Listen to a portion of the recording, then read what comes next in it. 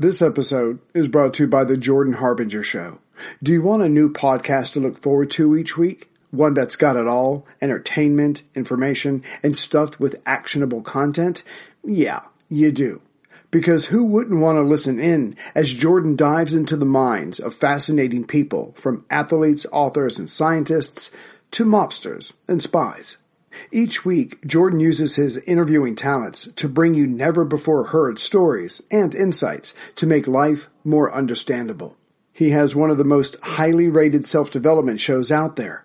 Listen in, learn, and look forward to each new episode, like I do. And I would like to recommend a few episodes myself. The first one is episode 650, Brian Klaas, The Corruptible Influence of Power, and the other one is episode 585 with Timothy Snyder, 20th Century Lessons on Tyranny. Check them both out. You can't go wrong with adding the Jordan Harbinger Show to your rotation. It's incredibly interesting. There's never a dull show. Search for the Jordan Harbinger Show. That's H-A-R-B as in boy, I-N as in Nancy, G-E-R, on Apple Podcasts, Spotify, or wherever you listen to podcasts. This episode is brought to you by DirecTV Stream. DirecTV Stream is your home for baseball. With the most regional sports networks of any streaming TV provider, DirecTV Stream gives you the most local baseball games. And that means more doubleheaders, triple plays, and no-hitters from your local team. Watch this season's action on DirecTV Stream. Get the best of live TV and on-demand at directtv.com/baseball. Regional sports networks are available with choice package or higher and may vary by zip code and package. Not available in all areas. Compatible device required. This episode is brought to you by Audible. In case you didn't know, Audible has over 85,000 titles to choose from, and you can get one for free. Just go to the website, worldwar2podcast.net, click on the banner. You can sign up for a free 14-day trial, get your free download, and then it's up to you and your conscience whether you keep one of the membership options or get out with your free audiobook. As my Twitter followers already know, this week I'm recommending In the Garden of Beasts, Love, Terror, and the American Family in Hitler's Berlin by Erik Larson. The book covers the first 2 years of Hitler's chancellorship as the new U.S. ambassador, William Daub, arrives in Berlin. He brings his family, which includes his young naive daughter, that turns out to be a big mistake, and witnesses the insidious transformation of German culture and law by the Nazi Party. Daub cannot keep quiet as he sees what happens to the Jews and other Nazi undesirables. But the State Department back in the U.S. is unmoved. They want to hear what Daub is doing to get Germany to pay back the $1.2 billion it owes America. The book climaxes with the Night of the Long Knives, when Hitler decides to deal with his political and personal enemies once and for all.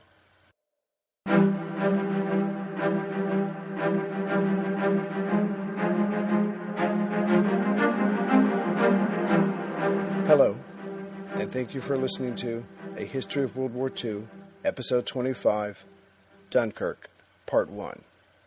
General Gamelin realized on May 19th that any action taken by the Allies had to be a matter of hours and not days in order to have any effect on the crumbling Allied defensive situation. But General Weygand, when he decided to cancel Gamelin's last order, number 12, and tour the area before deciding his course of action for the Allies, had ruined the Allies' last chance of holding off complete defeat. Weygand, who was deemed a brilliant second man by de Gaulle, remained a staff officer from his World War I days in his thinking. His idea to tour the new command before taking action was inspired by General Foch, a hero of the last war who did the same thing. But things were different now. The pace of modern war meant there could be no delays, but Weygand would wait 3 days before deciding the Allied course of action. May 21st. The Allied troops had been pulling back from the Dia Line since May 16th, under French orders. As the hours went by, the situation became less and less controlled or organized, but Viscount Gort, commander of the BEF, or British Expeditionary Force, was unflappable in the face of all this. He kept calmly issuing orders, trying to hold together his forces. Weygand was also calm, but maybe a little too calm. Instead of staying with the command center and galvanizing his men with a simple, direct plan, instead of moving his men into position, that would block the German mechanized infantry from catching up to the panzers, which would allow the panzers then to move on to their second phase of destroying the Allied troops, Weygand visited important people in Paris, allowed himself to be praised to the sky, and then, in the early afternoon, boarded his plane and flew to Belgium. Weygand decided to assess the northern situation in person, instead of using a secure phone line, but due to delays that were unfortunately typical of the Allied command and their forces, Weygand did not reach Ypres until 3 p.m. However, even being there in person meant nothing. Because of the lack of communication, the new commander-in-chief could not contact anyone to find out what the constantly evolving situation was in Belgium. He also could not issue any orders. There was no incoming or outgoing communications there. But Weygand did get to meet King Leopold III. The Belgian king quickly surmised that Weygand did not have a plan or even know the situation in the north, and he certainly wasn't going to find out today, here. Weygand, for his part, found out the king was in a defeatist mood, did not want to follow his orders, and was fiercely fighting his own cabinet as to which course Belgium should take. Weygand also met General Billot, who did not hide his feelings that the Allied cause was hopeless. Weygand told Leopold and his military advisor, General von Overstraten, that the obvious move should be for the French divisions assembled south of the Somme to attack to the north, while some of the British and French units in Belgium be removed from the defensive line at the Scheldt River and pushed southward. Together, these two counterattacks would come together and close the corridor the panzers had created. It would only be a matter of time before the German armor would lose their supplies and reinforcements. But in order for the Allied forces in the north to take part in this, while having their rear protected, the Belgian forces would have to simultaneously extend and move back their line of defense to the Yser River, which was only about 50 miles from the coast. Clearly, Belgian territory was about to be lost to the Allies, but this plan would allow the Allied forces to still oppose the Germans. But Leopold, who had General von Overstraten do the talking, said Belgium could not agree to this. The Belgian monarch could not stomach giving up any more Belgian territory. Weygand pointed out that keeping the forces in the field against the enemy was the priority, but Overstraten counted with the Belgian troops were too tired to retreat that far. Belgian Prime Minister Perlot later commented that Leopold and his military aide were ready to acknowledge defeat and laying the groundwork for Belgian capitulation. But more importantly, they were challenging the right of the Allied Supreme Commander to give orders to the Belgian army. The Belgian ministers, who were not allowed to attend the Allied meeting, urged their king to follow Weygand's orders. But Leopold told them Belgium did not have to listen to the French. The tension between the king and the government council increased. The king and his ministers would spend the next few days waging a war of their own against each other in letter form. But the paramount reason that May 21st has to be deemed a waste of time by Weygand was that Lord Gort, the man in charge of the BEF, was not told of the meeting in a timely manner, and only got there after Weygand left around 7 p.m. General Gort was happy to have the French lead and wanted to hear what Weygand had to say about the next stage of the Allied battle plan. Gort that day was busy directing his part of the push south to cut off the German advance. He did not learn the location or time of the meeting until late in the day. So Gort got there about 8 p.m., but Weygand had not gone into detail about his plan with the Belgians. Only General Billot got to hear what Weygand's thinking. There was nothing spelled out or written down for the commander of the BEF. Again, the details were left to manufacture themselves. But what made this wasted day for the Allies even sadder was that after leaving the meeting, General Billot was fatally injured in a car crash. He would die 2 days later. But he alone had talked with Weygand and knew the details of the coordination between the Allied forces near the Somme and those trapped in Belgium. He alone knew Weygand's desire for the Belgians to move back to the Lys. There was never much coordination between the Allies, but what few plans Weygand made were now lost. Gort now only had a gist of Weygand's plan. Even though Weygand had cancelled Gamelot's plan, Churchill constantly prodded Gort to take the offensive in some form. Gort had been in communication with General Blanchard, his French counterpart, and finally decided on a joint attack. At 2 p.m. on the 21st, a force under Major General Franklin started moving south from Arras. At last, something was happening to stem the German tide. The plan was to meet up with the French heading north from Cambrai. Unfortunately, the counterattack did not work out as planned. Franklin's force was reduced at the last minute from 2 divisions to 2 battalions. His 76 tanks were worn down and started giving out right away. And finally, no French force tried to advance to meet Franklin from the south. The British force pushed south for about 5 miles, ran into panzers, and tried to hold their own.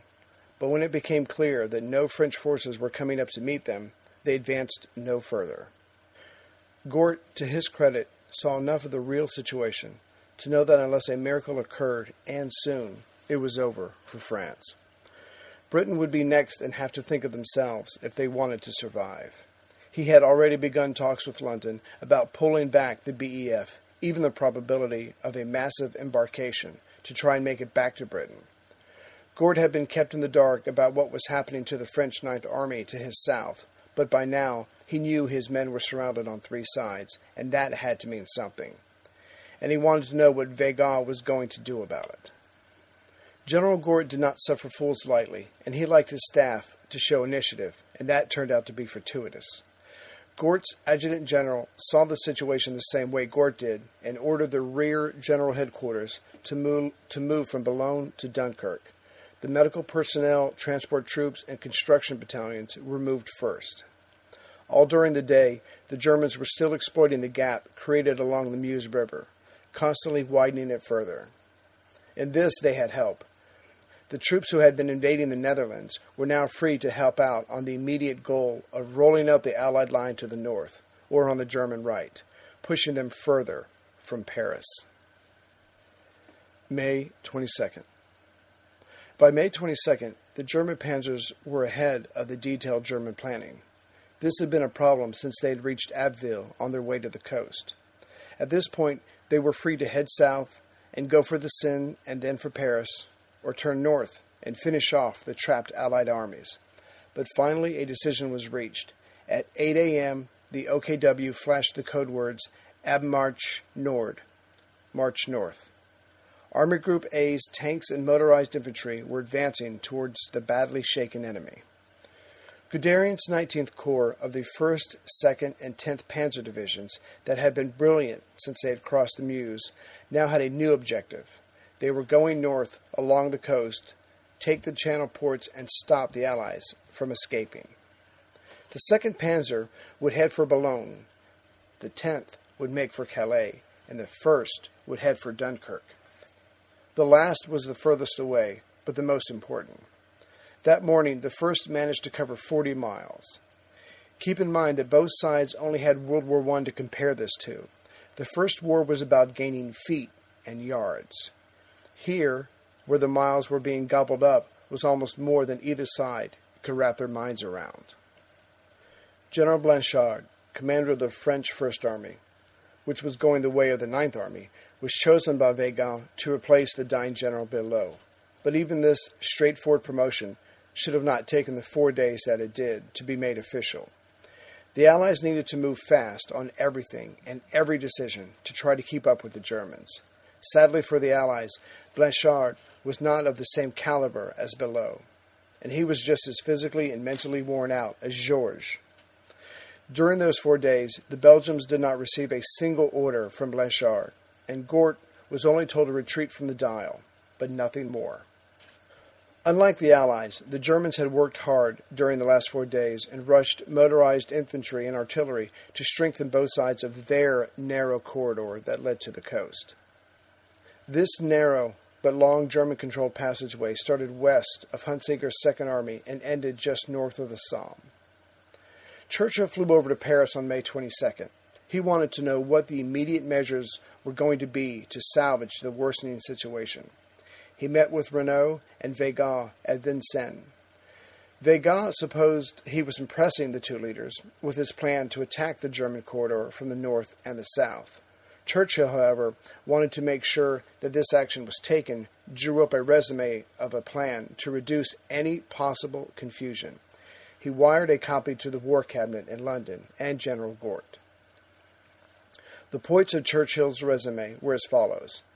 Weygand's plan called for the Belgians to withdraw to the Yser and open up the sluices, which would hopefully slow down Army Group B. The British and French should attack south towards Cambrai by tomorrow with 8 divisions. The British would help in all ways possible, day and night. And the new French army group near Amiens and along the Somme would strike north and meet up with the British who were coming south. But even this hopeful meeting between the British and the French, with the plan spelled out, led to confusion. The part about the combined Allies invading south with 8 divisions was a dream of either Weygand or Churchill. All the Allied forces there were still pinned down by the German Army Group B pushing east. Also, the last part about a new French army group and where it was supposed to go was misunderstood, either by the British Prime Minister or Weygand.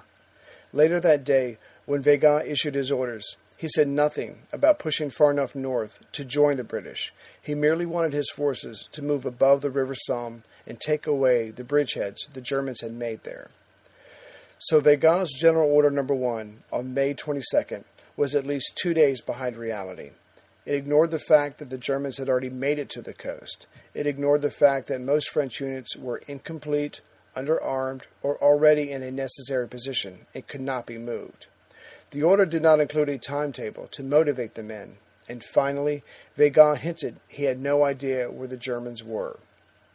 So a counterattack, of which Order No. 1 was supposed to build on, was started at 9 a.m., but to guarantee failure, the forces pushing north were whittled down to just the 121st Infantry Regiment, supported by 2 small armored assault groups. They were to advance towards Cambrai and meet with the British, who would be pushing south. Although the French were unable to coordinate with the British the day before, they managed to start out on time and make it to the edge of Cambrai that evening. But upon arrival, the French were told to retreat by General Blanchard. He was afraid, because they were unsupported, that they would be surrounded. The northern units under Gort did not receive the orders, for their part, until 8:50 p.m., 7 hours too late. The next day, Gort assumed another effort would be made, but did not hear anything specific from Blanchard. He wanted to know what course to take before moving any troops. He did not believe any counterattack would make a difference in the outcome, but he would certainly follow any orders given. May 23rd. The panzers were moving again. Now that they had their orders, they wanted to finish this battle against their continental rival. The Wehrmacht were already enjoying more success in 13 days than all of World War I. It was time to knock out the French, trap the British divisions, and make them sue for peace. Germany would then have a free hand for the future. At 10:50 a.m., General Lieutenant Kirchner's 1st Panzer Division started out from Désert. Dunkirk was 38 miles away. At noon, the panzers were at Reinex, 33 miles away. At 1:15 p.m., they had made it to Gien, only 25 miles away. About 6 p.m., they had reached Les Attaques, only 20 miles away. Here, they had to cross the Calais-Saint-Omer Canal and expected the bridge to be blown. Oh well, nothing to do but build another pontoon bridge. So General Kirchner ordered forward a company of engineers to get started.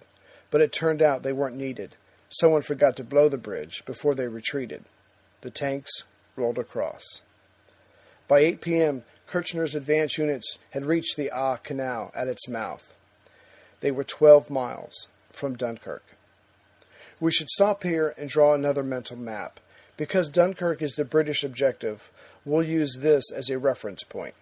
If you imagine you're at Dunkirk with your back to the sea, your right flank goes west and southwest along the coast, while your left flank goes east by northeast because of the slant of the coastline.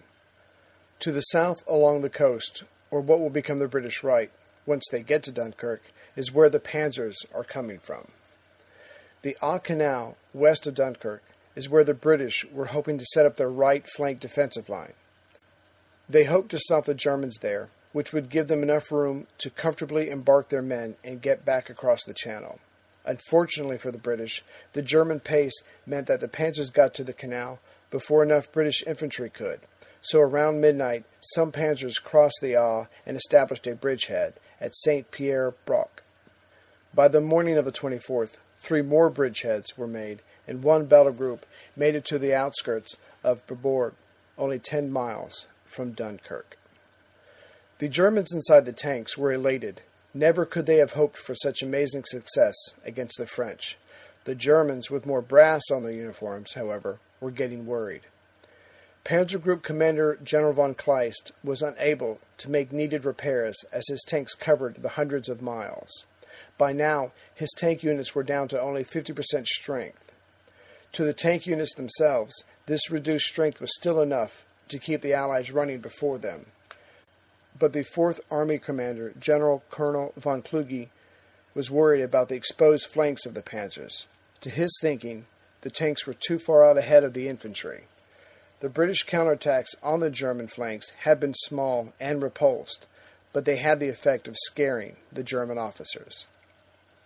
The German staff officers, staring at maps, away from the fighting, were driving themselves crazy, wondering why the Allies did not counterattack more, especially along the panzers' flanks.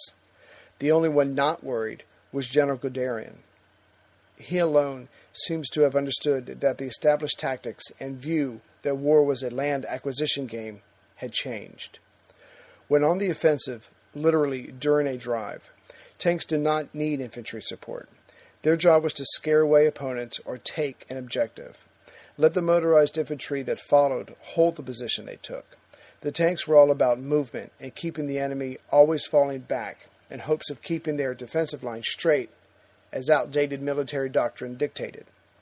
For Guderian, the question was why to try control most of the chessboard when you had a weapon that could go straight for the king and end the game. Hey everyone, Ray here. Let me tell you something you already know. All those free trial subscriptions you see all over the place that look so tempting, well, they renew without your consent. Why? Because they can, and because businesses are counting on you to forget about that one time you clicked yes on something, and they will just keep pocketing your money. But here's the part you may not know. There's help for that, and its name is Truebill.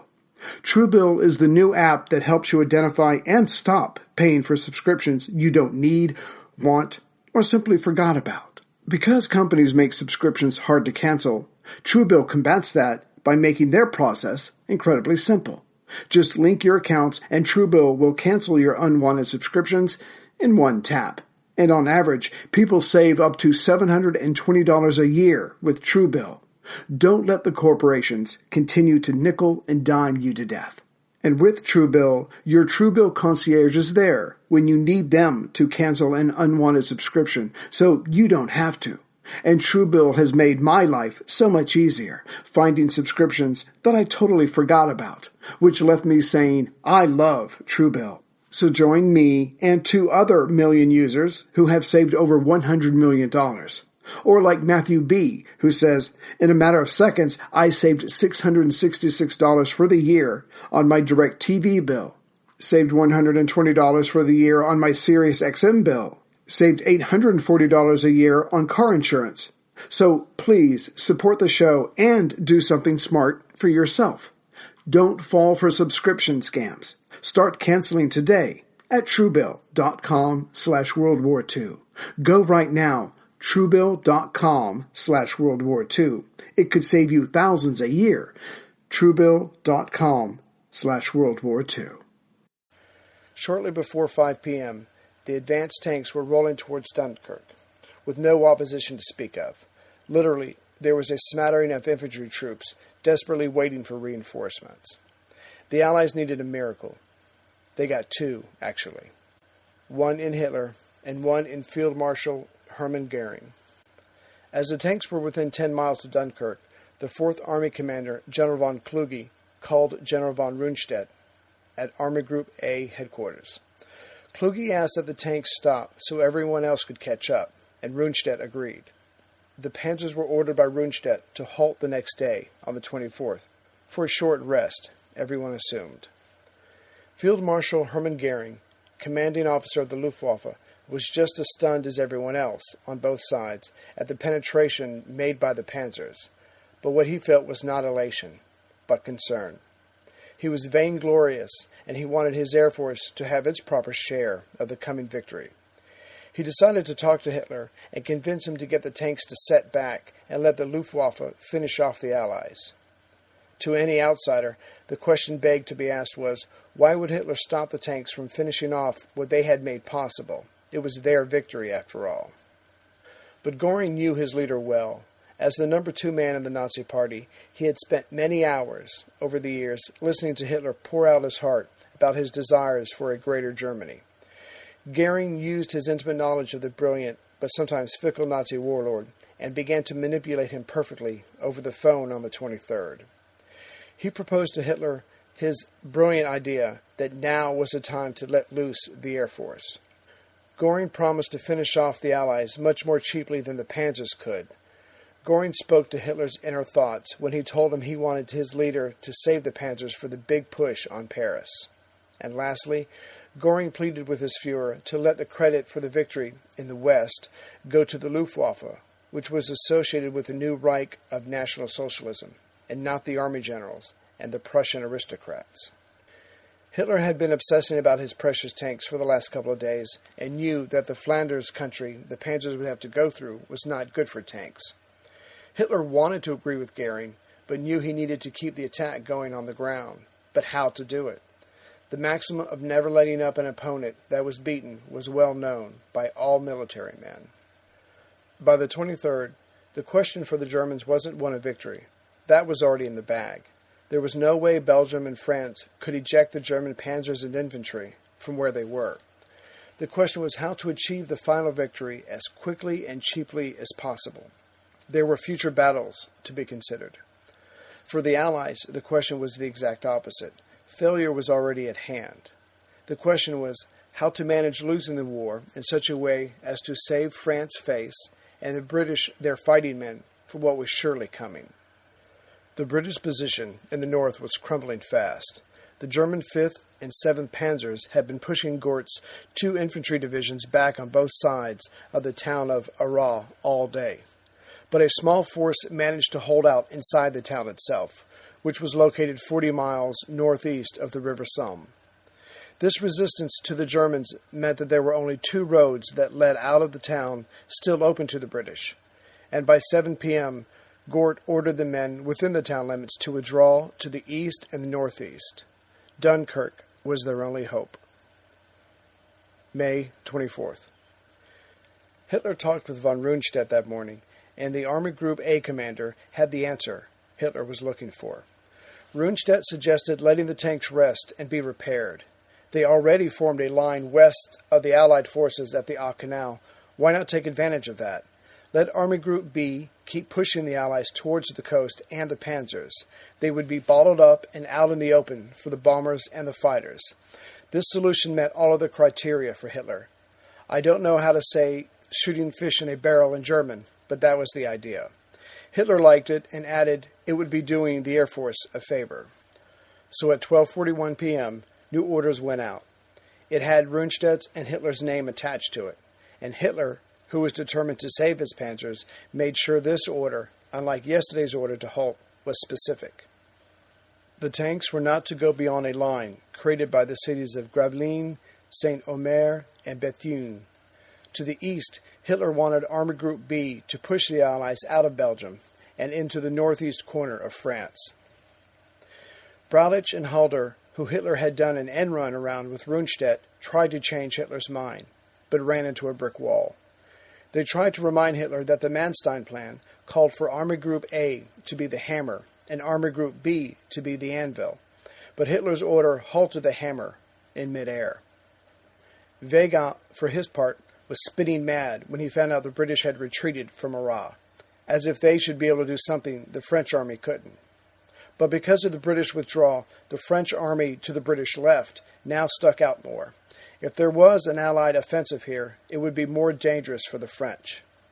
Weygand told Renault that because of the British retreat, the coordinated counterattack planned could not happen now. Weygand left out the part that there never would have been a French attack north of the Somme. He ended by saying that now the only thing left for the Allies would be large bridgeheads around Boulogne, Calais, and Dunkirk. So Weygand sent a bitter letter to Renault, and Renault sent a bitter letter to Churchill. But in the end, Gort, who was happy to follow French orders, knew the situation was lost and decided to save his men and salvage some hope for Britain.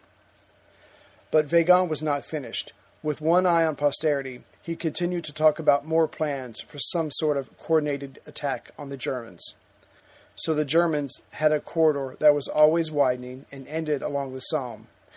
The British had a smaller corridor that was always shrinking north of Arras. Guderian's tanks, who were ordered to stop this day, could be proud of what they had achieved. Going up the coast from Abbeville, they had captured Boulogne and surrounded Calais. Then they had reached Gravelines, 20 miles down the coast from Dunkirk. They didn't want to stop, but certainly needed it and would take advantage of the respite. The battle line in Belgium had moved southwestward at first and then northwest as the Allies tried to disengage from the Germans, but there was no way that Army Group B was going to let that happen. So with the French and the British retreating towards the coast and Guderian to their west coming up the coast, by May 24th, the Allies were hemmed in into an imperfect triangle. The base of the triangle was along the coast from Gravelines to Terenzen, and the apex was about 70 miles inland at Valenciennes. The Allied corridor had become merged into a narrow line of troops heading for the sea. As can be imagined, this was a very small area for all these troops. Despite Weygand's blustering, there was no hope of breaking out. To make matters worse, the Germans had 3 bridgeheads over the Aix Canal, as well as further inland towards Saint-Omer, mentioned earlier. Braulich and Halder were doing their parts to rush mechanized infantry to this left flank along the coast that had worried Hitler so much. The only hope for the Allies was to escape to the sea via Dunkirk. The territory between the Aix Canal and Ostend, in Belgium, where King Leopold and his government was located, held the remainder of the Belgian army, 9 divisions of the BEF, and 10 divisions of the French First Army. Fortunately for the Allies, the area south of their location was bad for tanks. Canals crisscrossed, ditches went in every direction, and some areas had been flooded by the French. But Guderian and Reinhardt's panzers kept themselves busy while repairing their tanks and waiting for reinforcements. They had increased their bridgeheads to 5 across the Aix Canal. They were confident that when the word was given to resume their advance, they would be ready to finish off the Allied forces and end the Battle of France. Making their coming job easier was the 6th and 18th Armies of Army Group B pushing the Allies to the northeast. Without prompting, Weygand sent out information that a new French 7th Army was advancing north and had already taken several cities, including Amiens, but none of this was true. Churchill, who was sold on the Weygand plan and believed what the energetic Generalissimo told him, thought he had found a kindred spirit of the offensive. This led the British Prime Minister to unrealistically ask anyone close by, why wasn't the British troops at Calais fighting to get to Gort? Why were they settling for a bridgehead? Why wasn't Gort fighting through to get to them? After all that had happened, Gort still had the intention of driving south, but as the situation in his front worsened, he was able to commit fewer and fewer troops to it. May 25th. At 5 a.m., the 3 main members of the Belgian government called upon King Leopold III one more time. In attendance was Perlot, the Premier, Spaak, the Foreign Minister, and General Dennis, Minister of War. They were not given permission to sit, so got on with putting their argument before the king one last time. The Premier begged the king not to allow himself to be captured by the Germans, but to flee and keep the struggle going in Britain like the monarchs of Holland and Norway had. But they got nowhere, and so reminded the king that history and the Belgian people would not remember His Highness kindly after the war for becoming a German puppet. It would also mean breaking the agreement Belgium had with her allies, but the ministers knew this meant very little to the sovereign. Leopold told them again he would be staying and share the fate of his people. And there were other reasons. Leopold told his ministers, shortly, in a few days perhaps, France must herself renounce the struggle. No doubt England will continue the war, not on the continent, but on the seas and in her colonies. But Belgium can play no part in it. Her role is terminated. There is no more reason for us to continue the war on the side of the Allies. The ministers then informed the king that the government would be leaving and would be continuing the war in any way they could. They then asked if they continued the struggle, would it be in the king's name? He replied no.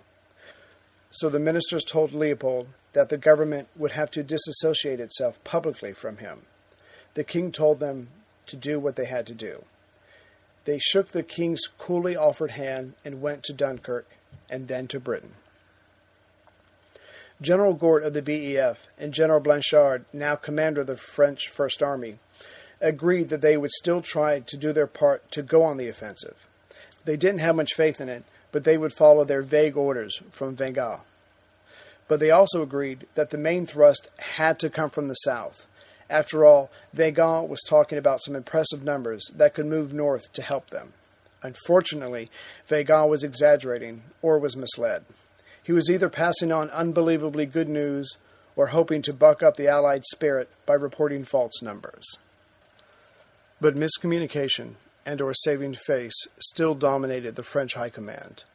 French General Bessot had abandoned his Somme offensive the night before, against orders. But when General Weygand visited Georges' office and had news that the Allies were still determined to launch an offensive from the north, Georges' staff called General Bessot and told him his Somme offensive was back on. Somehow, it seemed that 5 Anglo-French divisions would be involved in this miracle counterattack. But later that day, Weygand's hopes were dashed by a Major Favel, who came representing the First French Army, and Blanchard. At the meeting were Premier Renaud, Pétain, Weygand, Admiral Darlan, and General Sir Edward L. Spears, who represented Churchill. Favel had to tell this august audience that the First Army was unable to carry out Weygand's plans. Blanchard, the commander of the French forces, was too exhausted, as were his men. Also, the French First Army had only 3 divisions left that could fight, and most of them had ammunition for only 1 more day. And finally, to Blanchard, it seemed the British appeared to be ready to embark, and the Belgian army ready to give up. Another meeting was held at 7 p.m., with the French politicians in high command. After the meeting, and for years to come, 3 versions of what was said has come out. But what can be said with certainty was that Pétain and Weygand, the President and Premier, posed the question of ceasing hostilities and examining the German peace proposals.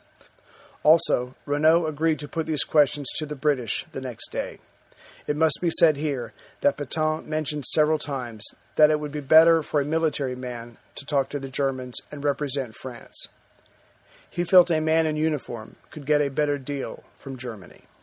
The evening of the day before, the 24th, Gort and Blanchard found out that the German Sixth Army had broken through near Contrée, between the British and Belgian forces. If the German advance was allowed to continue, not only would Belgian troops be cut off from the Allies, but the German Sixth Army would be open to take Dunkirk, the last port in Allied hands. Gort waited all day of the 25th to see if the hole was plugged. But as the last of the British troops were ready to head to the coast, the Belgians were simply unable to stop the German advance by themselves, but not because they didn't try. So at 6 p.m., Gort ordered the 5th and 50th Divisions that were about to head south, according to Weygand's counterattack plan, to turn north and close the hole. Gort had no doubt that sealing off the flow of German troops through the gap between the Allies was the French and British's only hope of making it to the sea. But by Gort having his men turn north, he knew it would certainly kill the Weygand plan, but it could not be helped. Gort had made his decision and tried to tell Blanchard, his counterpart, but was unable to reach him. If Gort needed another reason to head for the sea and focus on the German Sixth Army to the east instead of the panzers to the south and west of him, he got it. A wallet of a German staff officer was found as the lines kept moving between the aggressors. Inside the wallet were papers, maps, and a bootjack. The plans inside were of a major attack on Ypres. This confirmed for Gort that he had made the right choice. His forces would need to go north and slow down the German offensive if the BEF was to have any chance of gaining enough time to be able to move towards the coast. At 11:30 that night, General Blanchard, who had not talked with Gort yet, made his own decision independently to call off his part of the counteroffensive for tomorrow. He cited the German breakthrough at the Belgian front and the withdrawal of the British, but at this point it was inevitably prudent. He then made it official by ordering the three Allied armies to regroup closer to the coast and to form a bridgehead covering Dunkirk in depth. Since the moment Hitler gave the order to halt the tanks west of Dunkirk, more ranking officers came to believe that stopping the tanks had been a mistake. There were numerous attempts at backdoor lobbying, but nothing worked on Hitler. Those who supported Hitler agreed with him that letting the Luftwaffe finish off the Allies would save the Wehrmacht for Paris and possibly for Britain. Hey everyone, Ray here. I've never told you this before, but I live in a cove. It's very nice, but everyone around me is retired, and they spend hours every day on their lawn, which always leaves my yard bringing up the rear. But now I have a ringer, that being Sunday Lawn Care. This year will be different. Yes, spring is here, and it's time to get the lawn ready and keep it looking great. Again, I'll be leaning on Sunday to help me, and if you should give them a try, like me, you'll not have to worry about chemicals. Your lawn will look great, and your family will be safe. Because Sunday can help you grow a beautiful lawn without the guesswork or the nasty chemicals. Here's how it works. When I signed up for Sunday, their lawn analysis tools created a personal nutrient plan delivered right to my door when I need it. They send the packages, I attach them to my garden hose, and spray. I'm done in less than 15 minutes. No more hard work. Instead, I'm working smarter. And you can too. And Sunday is offering our listeners 20% off. Full season plans start at just $129, and you get 20% off at checkout when you visit getsunday.com/World War II. That's 20% off your custom plan at getsunday.com/World War II. May 26th. At 4:10 a.m., War Secretary Anthony Eden telegraphed Gort and ordered him to head for the beach. The Navy would provide a fleet of ships and small boats to be supported by the RAF, the Royal Air Force. It went on to say that Churchill would soon sound out Renault about this. It ended by saying, "Do not discuss this order with the French or the Belgians." Lord Gort read the letter when he got back that morning from a meeting with Blanchard. Gort had canceled the push south and got Blanchard to agree to move north. Blanchard thought it was to have a new defensive line closer to the beach that would give the Allies a permanent bridgehead on the continent. Gort was surprised that Blanchard did not figure out the truth, even though he couldn't tell him. By now, the BEF and the French First Army were squeezed into a long, narrow corridor running inland from the coast. The area controlled by the Allies was about 60 miles deep and 20 miles wide. Most of the British forces were around Lille, which was 43 miles from Dunkirk, and the French first was further south, or inland. By now, even General Rundstedt was having doubts about holding back the tanks. The Luftwaffe, after 3 days of bombing every Allied target they came across, hadn't been able to fulfill Göring's promises. Also, Army Group B was getting bogged down. The Allies' resistance was stiffer than expected. The dissenters against holding back the panzers finally got a break about noon on the 26th. The OKW, or German High Command, called General Halder and informed him that the Fuhrer would allow the panzers and motorized infantry to move within artillery range of Dunkirk to cut off evacuations or reinforcements. The Germans had finally figured out what the British were up to. Like the French, the German High Command was thinking that the British were trying to retreat just enough to set up permanent bridgeheads around important port cities. But by now, they had seen the ships traveling back and forth across the channel. The weather and cloud cover had helped the British for a while, but now the jig was up. The British had to be stopped. The war in the West had to end here. Hitler was already thinking of his next step for Lebensraum, or living space, for Germany. But only hours after the first order to halt was altered, another order came that lifted it altogether. New orders were cut and sent out, but due to delays, unusual for the efficient Wehrmacht, the tanks of the 19th Corps did not start to advance until the early morning of May 27th. Hitler had been hoping to take it easy on the British and in return get a favorable peace treaty or at least a non-aggression pact. But clearly, the mighty naval power across the Channel was going to make Hitler earn his victory in the West. In the coming weeks and months, Hitler would admit complete confusion in trying to deal with the British. Didn't they know they were beaten? The Allies had run out of time, but they had used the last few days wisely. As stated previously, the French, British, and Belgian forces were limited to a narrow corridor just south of Lille. Gort had transferred veteran troops to the western side of the corridor and had received fresh troops for the eastern side. The two retreating sides were also moving in an organized way towards the coast. But by now, the two sides of the corridor were so close to each other that the men became one line heading towards Dunkirk. Of course, all this took place while being constantly bombed and strafed by the Luftwaffe. For the haggard men, hoping to make it to the sea, time and the names of the villages they passed ceased to mean anything. Their lives were about bombing, no sleep, losing friends, and witnessing death and destruction everywhere. The British left faced Bach's Army Group B that had come mostly straight at them on the western side. On the right, they faced Rundstedt's Army Group A that had gone south of them through Sedan and then swung north. Rundstedt's panzers had reached Bourbon, which was only 10 miles west of Dunkirk.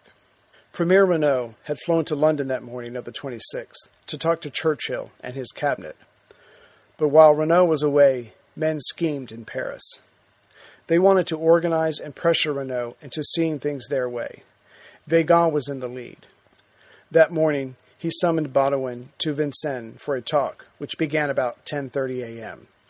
Weygand told him that the situation in the north had worsened to the point of impossibility. Weygand wanted to save the army so it could put down revolution and anarchy at home after the war. For a general, he was too concerned with politics. He said in so many words, the war was over. He had to save the army. To keep fighting would only lead to a massacre, and a massacre would not help France. Weygand wanted to avoid that.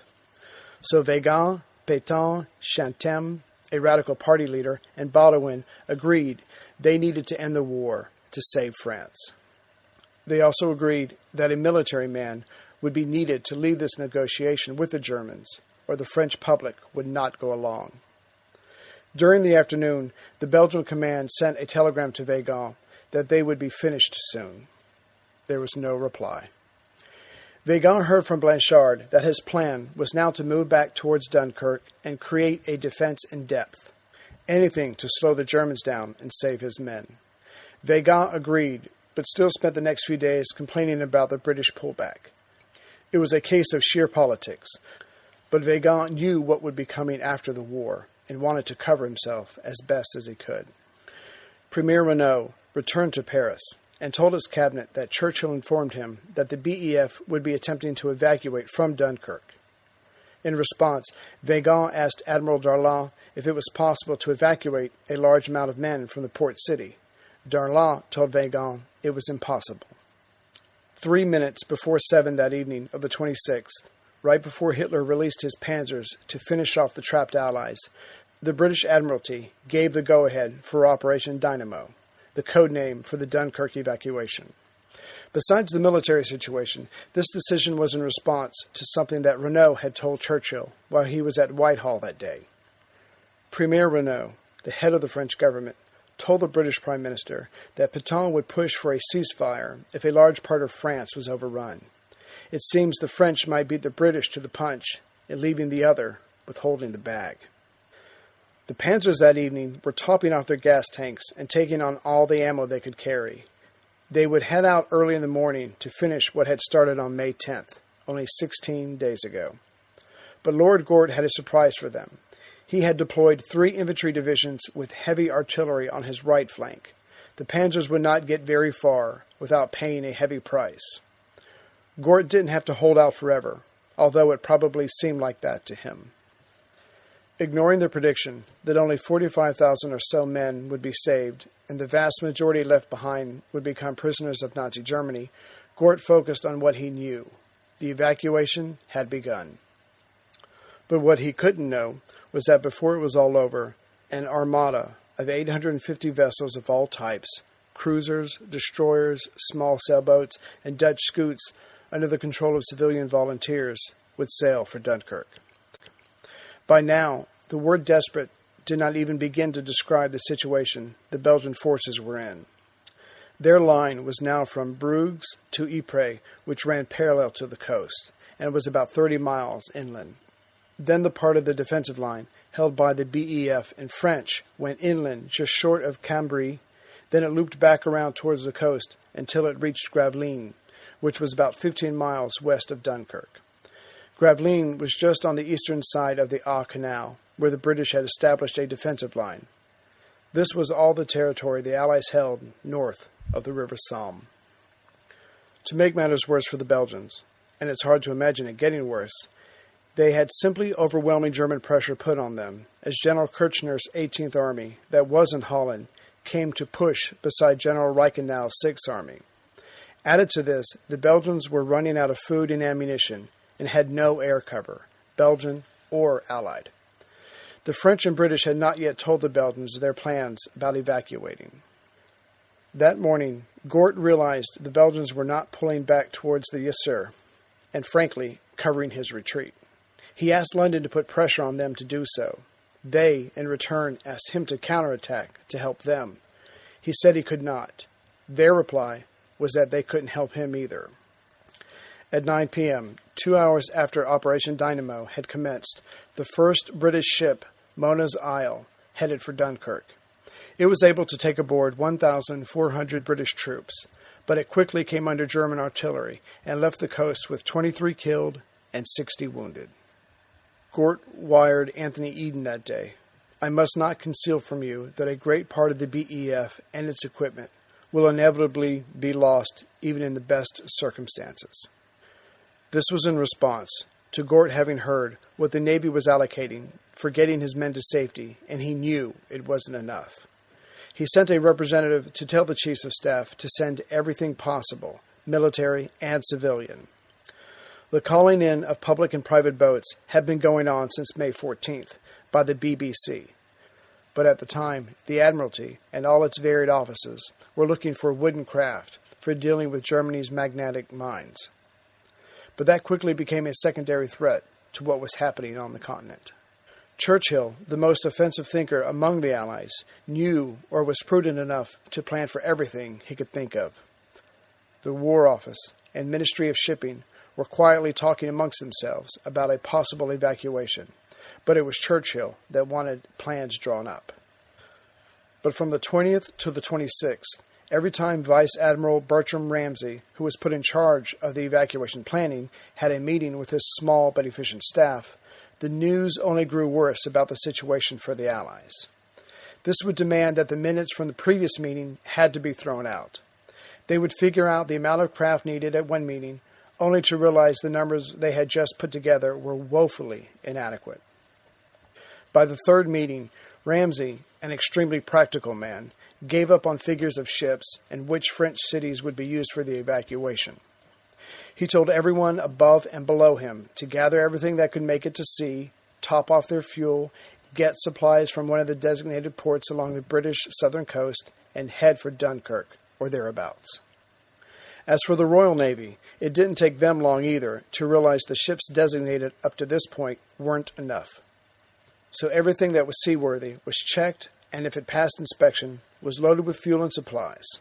Everything from dredges, ferries, naval patrol boats, Dutch barges that had made it out before Holland surrendered, to European pleasure craft from 30 to 100 feet would be used. If boats of civilians were going to be used, the craft would come along a pier, the crew would get off, and military personnel would get on. Only in certain situations, when the military crew could not work the engines, were some original crew allowed to stay aboard. Vice Admiral Ramsay was given a blank check by the 22nd, and his staff made calls to everyone. The telephone was coming into its own as the staff in the dynamo room within the white cliffs of Dover, worked on. Their pace was flat out all the time. No meals, just sandwiches. No sleeping, just naps. It didn't take long for this nautical chaos to become somewhat organized. Things were starting to work themselves out. The smallest ships were being moored at Sheerness on the Thames estuary, and Ramsgate became the final assembly point where tanks were topped off and supplies loaded. Personnel from the Inner Service Topographical Department dashed off to most of London's travel agencies and took their maps and guides of France. Since no one had vacationed in France since war was declared, the travel agents did not mind. By the 26th, the men on the continent were getting orders by word of mouth. It seemed to everyone that each rumor started or ended with the phrase, "Every man for himself." These less than precise orders led to confusion, but the retreating men were told to head for the columns of smoke during the day, and at night to head for the only part of the landscape where there weren't any flashes from muzzles or turrets. That would be Dunkirk. The artillerymen were told to destroy their equipment before running for the coast. They would destroy the breech blocks and dial sites and leave everything behind. The vehicles were next. Their lorries, half-tracks, vans, heavy-duty trucks, motorcycles, Bren gun carriers, mobile kitchens, pickups, and staff cars were all lined up, emptied of their oil and water while running, and would seize up. There were mountains of blankets, gas caps, shoes, and new uniforms burning in the open fields. Piles of typewriters, mimeograph machines, and movie projectors were destroyed, along with army prayer books. The smoke actually helped confuse the Luftwaffe. Göring had his Luftwaffe on non-stop bombing raids for almost a week. He had General Kesselring directing what Göring hoped would be the final touches on Germany's victory over the West. Kesselring had been using his Henkels, Dorniers, and Stukas on the Dunkirk bombing runs. By now, Dunkirk was the only port open left to the Allies, and Göring wanted it made useless. An air raid on the 25th took out Dunkirk's main harbor lock, electric power, and wrecked the port itself. By now, Allied discipline was gone, and panic had set in. It was the British soldiers' turn to have their mettle tested. On the morning of the 26th, the Luftwaffe dropped 4,000 bombs on Dunkirk, its ports, docks, ships, and the roads leading to the port. The desperate men on the beaches were asking themselves where in the hell was the Royal Air Force. But the RAF was there. It was still unorganized, but starting to come together, while trying to defend Dunkirk. The carefully hoarded British fighter planes of Hurricanes and Spitfires were being moved to airfields closer to the Channel. By the 26th, squadrons started doing patrols over Calais. Air Command was hoping to get their men some experience before sending them into the Hornet's Nest. But before the 26th was over, the RAF was making sorties over Dunkirk, taking on German Messerschmitt 109s. For Winston Churchill, Calais had been the key. It was 24 miles west of Dunkirk, and if it could be held, the British would have 2 ports to evacuate from. Therefore, Churchill ordered the garrison there, under Brigadier Claude Nicholson, to hold out at all costs. Churchill's telegram said that every hour they held out was of the greatest help to the BEF. Nicholson had his 30th Infantry Brigade. 2 of its 3 battalions were crack regulars, and to help them, Churchill had sent the 3rd Royal Tank Regiment. But on the 23rd, Nicholson was told to send some of his tanks to help Boulogne. But they were quickly pushed back by panzers. Boulogne was lost. Only Dunkirk and Calais held out. The German High Command, still worried about losing too many tanks before the war for France was over, told the 1st Panzer Division to bypass Calais and keep moving.